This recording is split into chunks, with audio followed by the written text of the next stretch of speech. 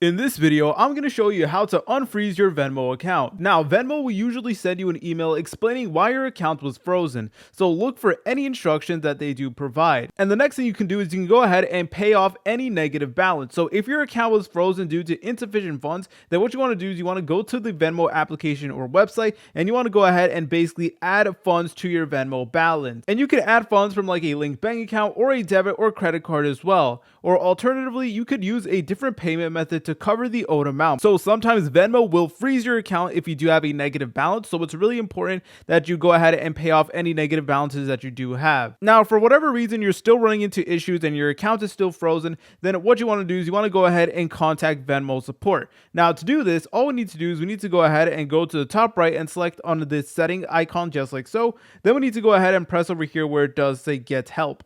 Then we need to go ahead and select on a help center. And then over here, you want to go ahead and select on chat with us right over here. And basically, you need to go ahead and talk to the Venmo customer support over here. And you need to go ahead and explain your situation, explain to them that your account was frozen, and explain to them that you paid off your negative balances and stuff like that. And over here, it is going to give you instructions on how to proceed to the next steps. And alternatively, there is a bunch of other options that you guys could use in order to help fix your Venmo account. If you guys found this video helpful, make sure to leave a like and subscribe. I'll see you in the next tutorial.